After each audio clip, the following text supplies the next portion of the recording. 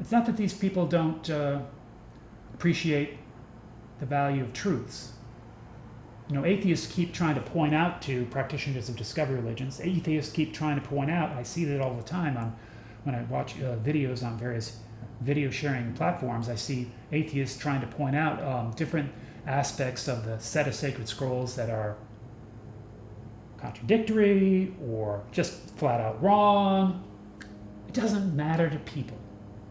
Those details don't matter to practitioners of discovery religions because their pessimistic myths resonate with truths about their set of living arrangements. And that's what's important to them.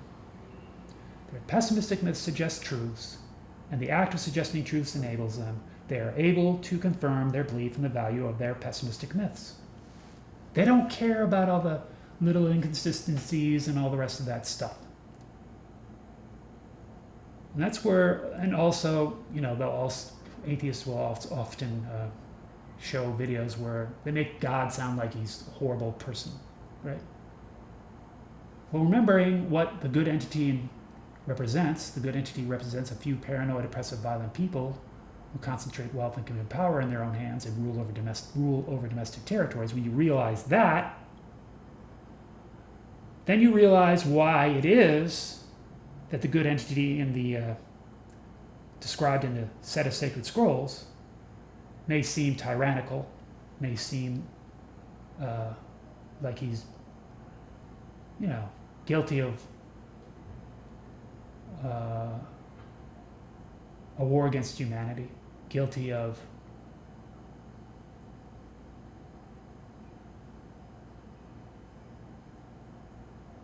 genocide even.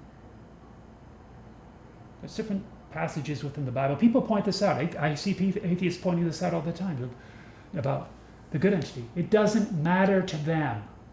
Atheists have to realize something. You're trying to offer, in exchange for the hope of salvation from a life of abominable infernal torment and the hope of elevation to a place of divine eternal bliss, you're trying to offer oblivion, nothingness. Once you're gone, and that's it.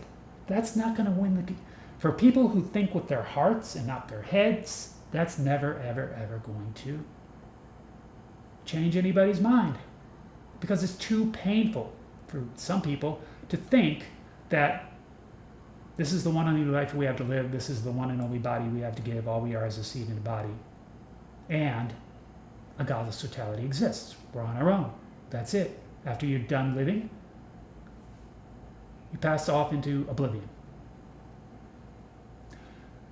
That idea might be attractive to people who find themselves, on top of the world, so socioeconomically speaking. Sure, it dramatizes their good fortune, right? Oh, this is the one and only life we have to live. And look at me. I'm on top of the world. Aren't I lucky? I'm an atheist. It just dramatizes everything about how lucky I am. So there's a certain attraction to atheism for people who find themselves born into circumstances where they're on top of the world.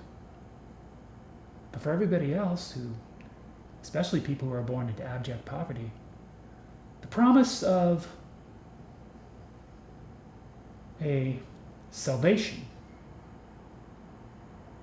from an abominable infernal torment and elevation to a place of divine eternal bliss is far more attractive to them than the idea that, after you're done living, this is it. This is the one and only life they have to live.